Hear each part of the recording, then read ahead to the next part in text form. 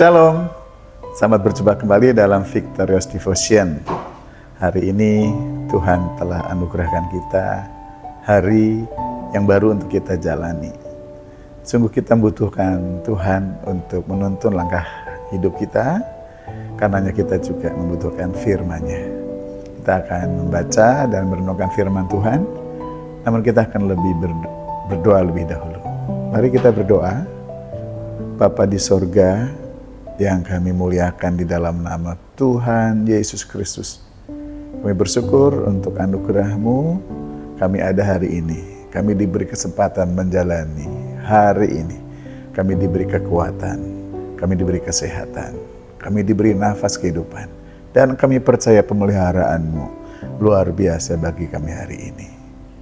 Kami akan membaca dan merenungkan firman-Mu, kiranya Tuhan menerangi hati pikiran kami, supaya kami mengerti dan kami juga mendapatkan kekuatan untuk melakukannya. Dalam nama Tuhan Yesus Kristus kami sambut firman. Amin. Untuk renungan kita hari ini diberi judul Firman dalam Keluarga. Saya akan bacakan dari Ulangan pasal 6 ayat 6 dan ayat 7. Apa yang kuperintahkan kepadamu pada hari ini, haruslah engkau perhatikan, haruslah engkau mengajarkannya berulang-ulang kepada anak-anakmu, dan membicarakannya apabila engkau duduk di rumah, apabila engkau sedang dalam perjalanan, apabila engkau berbaring, dan apabila engkau bangun.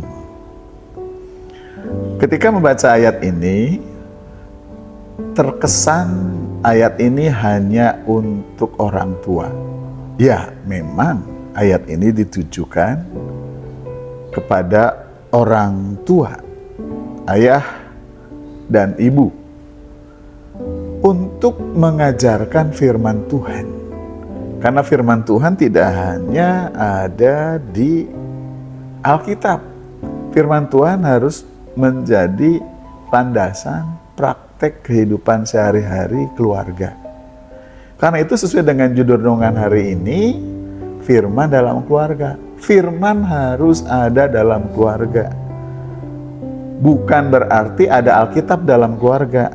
Ada Alkitab di rumah, ada Alkitab di lemari, di rumah, di rak buku di rumah. Bukan. Tetapi firman ada dalam setiap pribadi dalam keluarga. Untuk keperluan dan kepentingan itu, untuk melaksanakan firman itu, maka firman harus diajarkan berulang-ulang. Yang mengajarkan siapa? Orang tua.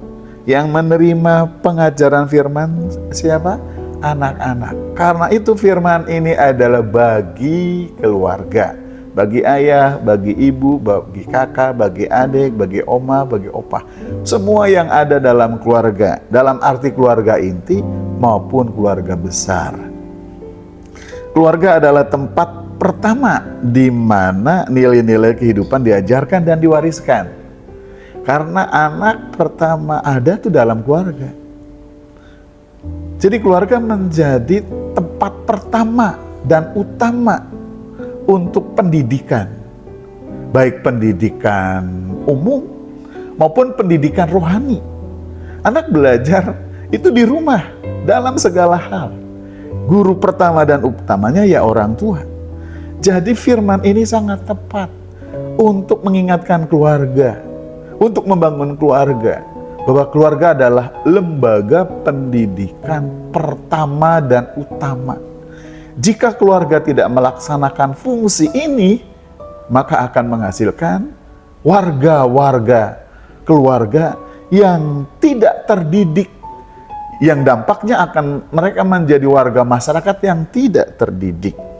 Karena keluarga adalah tempat di mana nilai-nilai kebenaran firman Allah diajarkan, maka penting sekali untuk kita memperhatikan Ulangan 6 ayat 6 dan 7. Tuhan memberi perintah yang jelas kepada keluarga, kepada orang tua, Firman-Nya harus diajarkan kepada anak-anak secara berulang-ulang. Luar biasa. Nah, kata mengajarkan dalam kata Ibrani, dalam bahasa Ibrani berarti shanan. Ya, yang memiliki arti mengasah atau mengukir. Berarti firman harus benar-benar terjadi, diajarkan berulang-ulang. Seperti mengasah. Itu tidak hanya sekali, berulang-ulang. Sampai benda yang diasah tajam. Pisau yang diasah tajam.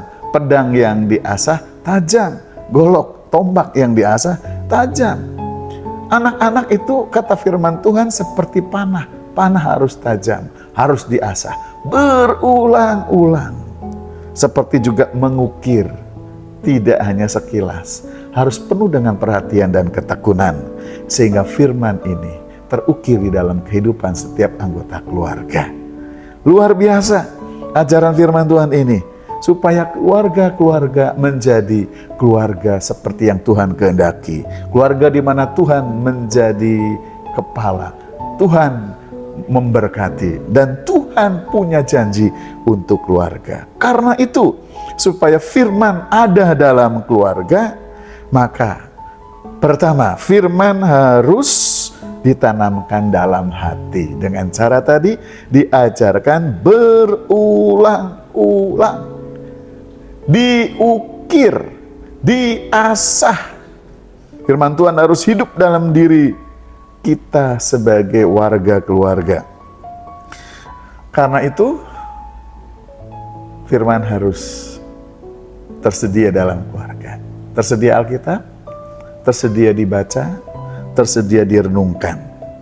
Seperti pisau yang diasah agar tajam, hati kita perlu diasah oleh firman Tuhan, agar kita bisa mengasah hati anak-anak. Hai orang tua, mari kita asah hati kita dengan firman Tuhan, supaya kita juga bisa mengasah hati anak-anak dengan firman Tuhan. Yang kedua, supaya firman ada dalam keluarga, mengajarkan dengan konsisten dan berulang-ulang.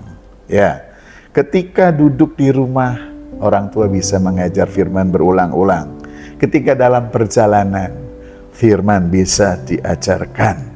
Lalu ketika berbaring dan ketika bangun. Ketika di rumah berarti belajar bersama dalam keluarga. Ya, membaca Alkitab bersama atau dibacakan. Atau ada jadwal di mana anak-anak juga membaca firman Tuhan. Dalam perjalanan berarti memanfaatkan waktu sehari-hari untuk berbicara.